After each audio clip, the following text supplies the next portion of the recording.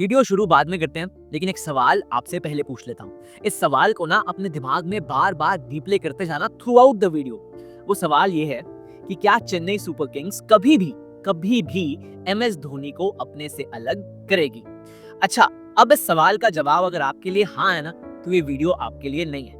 लेकिन अगर आप सोचते हो कि यार ये तो इम्पॉसिबल है, पॉसिबल ही नहीं कि धोनी सीएसके से कभी दूर जाएंगे, तो ये वीडियो को पूरा देखना और उसके बाद एक एक चीज को कमेंट्स में मेंशन जरूर करना। एमएस धोनी को सीएसके कभी भी अपने से अलग नहीं करेगी, एस्टैब्लिश्ड है। अलग छोड़ो, क्या सीएसके कभी भी एमएस धोनी को लेकर डिस्कशंस को भी इनिशिएट करेगी?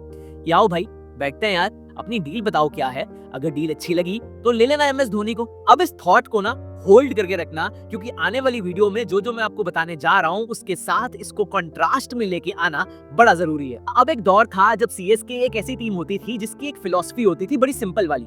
वो फिलॉसफी थी कि लॉयल्टी ओवर एनीथिंग। वो टीम अपने प्लेयर्स को इस कदर इस हद तक बैक करती थी कि एक टाइम पे आके किसी प्लेयर को गिल्ट हो जाए यार कि अगर मैंने इस फ्रैंचाइज के लिए अब परफॉर्म ना करा इतनी बैकिंग के बाद, तो शायद मेरे पे ही लानत है, मेरे पे ही कमी है। लेकिन इस टाइम पे जो सीएसके हमारे सामने है ना, वो ये टीम है ही नहीं जिससे फैंस को प्यार हुआ था। वो टीम एक परिवार था। ये वाली टीम एक फ्रैंचाइज है, एक बिजनेस मॉडल है। लेकिन समझने के लिए कि हमने इस टाइम पे 2025 में क्या खोया है, ये जानना बड़ा जरूरी है कि एक टाइम पे सीएसके क्या चीज थी। शेन वॉटसन के बारे में एक एक मीडिया आउटलेट, एक एक फैन, एक एक क्रिकेट पंडित का कहना था कि भाई क्यों खिला रहे हो इसको, ओपनिंग मत करवाओ इसको, ये बंदा किसी काम का नहीं है। अगर सीएसके चाहता, अगर मैनेजमेंट चाहती, अगर एमएस धोनी चाहते, तो शेन वॉटसन जैसे खिलाड़ी को, जो कि ऑस्ट्रेलियन लेजेंड था, है और हमेशा रहेगा, उसको ड्रॉप कर सकते थे, किसी और को ओपनिंग करवा सकते थे। लेकिन चेन्नई सुपर किंग्स ने despite poor returns through out the season Shane Watson को बैक किया। उस बैकिंग का नतीजा क्या निकला? उस बैकिंग का नतीजा निकला कि शेन वॉटसन ने एक ब्लडी नी से सीएसके को फाइनल जितवाया। जब फाइनल शुरू हुआ था ना, शेन वॉटसन ने 1 रन मारा था 10 बॉलों पे, और तब भी जनता बोल रही थी कि यार हमने तो बोला ही था, क्यों खिला रहे हो शेन वॉटसन को। लेकिन क्योंकि सीएसके ने उस बंदे को through out the season, MS Dhoni ने उस बंदे को through out the season back किया था ना, शेन वॉटसन के दिमाग में था कि नहीं यार, अगर आज इस टीम को रीपे नहीं किया ना, तो शायद बहुत देरी हो जाएगी। उस बंदे ने डिग डीप किया और सीएसके को फाइनल जितवाया सेंचुरी मार के। अश्विन और जडेजा जब सीएसके में आए थे ना, उसके बाद जब इंडियन टीम में आए थे, तो बहुत लोग बोलते थे कि अश्विन और जडेजा, मोहित शर्मा भी थे तब, याद करो, कि भाई ये लोग तो सीएसके कोट है, ये लोग धोनी के चमचे हैं, धोनी के दोस्त हैं, धोनी के फैंस हैं, माही भाई करते हैं, इस कारण ये टीम में है, सीएसके में भी इस कारण खेलते हैं। उसके बाद अश्विन और जडेजा ने सीएसके के लिए क्या किया, क्या नहीं किया, वो सबको पता है, किसी को इंट्रोडक्शन की जरूरत नहीं है। लेकिन वो इसलिए हो पाया बिकॉज अश्विन और जडेजा को एक लॉन्ग रोप दी। मैनेजमेंट ने बोला बाहर वाला जो बोलता है बोलने दो, कोई भी कुछ भी बोलता है बोलने दो, हमें फर्क नहीं पड़ता, हम तुम्हें बैक करेंगे। This is our family, this is yellow army you are talking about. ये थी सीएसके, ये था उनका परिवार, ये थी उनकी बैकिंग। सीएसके ने अगेंस्ट ऑल एक्सपेक्टेशंस ऑक्शन में अजिंक्य रहाणे को खरीदा, ओपन करवाया और उनसे अच्छी पारियां भी निकलवाई। सीएसके तो यार वो टीम थी जिसने चेतेश्वर पुजारा को सिर्फ खरीदने के लिए खरीद लिया था कि भाई तूने ना बीजीटी में बड़ा अच्छा करा है, तू हमारी टीम में आ जा। वो बंदा किसी भी एंगल से आईपीएल खेलना डिजर्व नहीं करता था, लेकिन क्योंकि उन्होंने इंडिया को बीजीटी में क्या ही करवा दिया था, इसलिए सीएसके ने बस खरीद लिया कि नहीं यार, ये बंदा लेजेंड है, ये बंदा रिस्पेक्ट डिजर्व करता है। ऐसे ना और भी बहुत एग्जांपल्स हैं। ये थी सीएसके जो एक फैमिली थी, ये वो सीएसके थी जिससे जनता प्यार करती थी। लेकिन एक दौर आया जब सीएसके ने सुरेश रैना को ऑक्शन में नहीं खरीदा। सुरेश रैना से बाद में इंटरव्यू में पूछा जाता है कि यार आप शॉक हुए थे जब ऑक्शन में नहीं खरीदा? तो सुरेश रैना बोलता है यार मैं शॉक तो बहुत था। तो बंदा पूछता है कि यार मतलब आपको खेलना था, आप और खेलना चाहते थे? तो सुरेश रैना बोलते हैं हाँ मैं खेलना चाहता था, तभी तो मैंने ऑक्शन में अपना नाम डाला, लेकिन उनको लगा होगा कि भाई अब इसमें क्रिकेट नहीं बचा।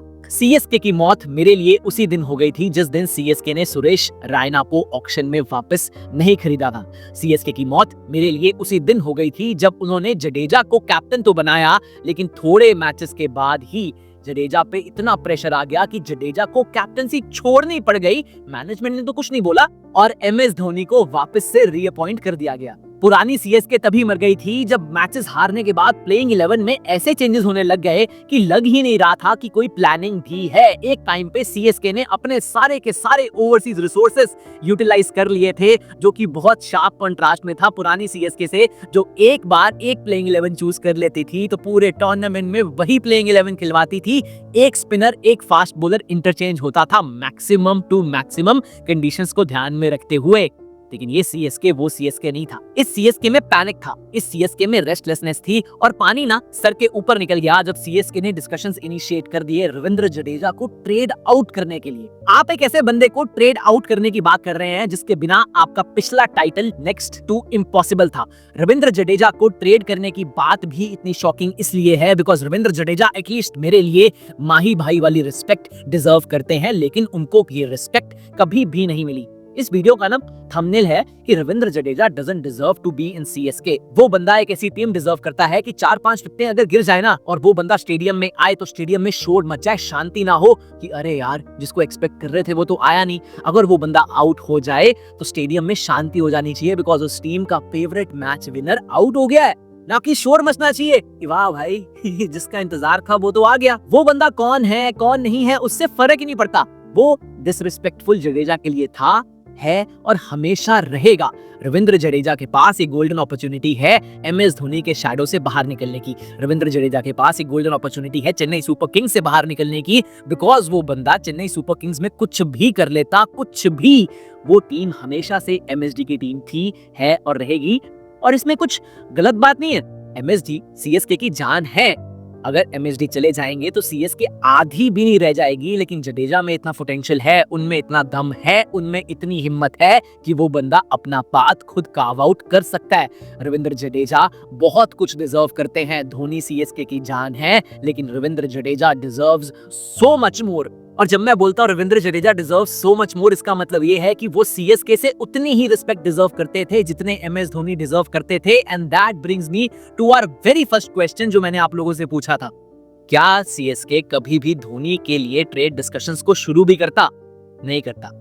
वैसे ही जडेजा की वैल्यू उतनी पड़नी चाहिए थी, सीएसके को डिस्कशंस शुरू भी नहीं करने चाहिए थे। लेकिन ठीक है यार, फ्रैंचाइज है, प्रैक्टिकलिटी है, इमोशंस साइड पे हैं, सीएसके अपना फ्यूचर देख रही है। एमएस धोनी के बाद सीएसके को एक मार्केटेबल फेस चाहिए, एक ब्रांड चाहिए जो कि चेन्नई सुपर किंग्स की लेगेसी को आगे लेके जा सकता है। वो ठीक है, एवरीथिंग इज फाइन, लेकिन मेरे लिए सीएसके एक मार्केटेबल फेस को लेके आने के लिए सिर्फ और सिर्फ रविंद्र जडेजा को लेट गो नहीं कर रहा, वो ऋतुराज गायकवाड़ की कैप्टनसी पे भी दाव खेल रहा है। बिकॉज आपको क्रिकेट में ना पीएचडी नहीं चाहिए जानने के लिए कि अगर संजू सैमसन आएंगे तो वो मोस्ट प्रोबेबली 99% कैप्टन बनेंगे। इसमें ऋतुराज गायकवाड़ की क्या गलती है? कोई गलती नहीं है। सीएसके एक मार्केटेबल फेस को लाने के लिए सिर्फ रविंद्र जडेजा को लेट गो नहीं कर रहा, सिर्फ ऋतुराज गायकवाड़ की कैप्टनसी पे दाव नहीं खेल रहा, वो खेल रहा है, वो गिव अप कर रहा है अपनी लॉन्ग स्टैंडिंग फिलॉसफी को, और वो फिलॉसफी थी लॉयल्टी इज एवरीथिंग। लेकिन यहाँ पे शायद इस टाइम पे अश्विन के बाद, रैना के बाद, जडेजा के बाद, this is the biggest betrayal of all time.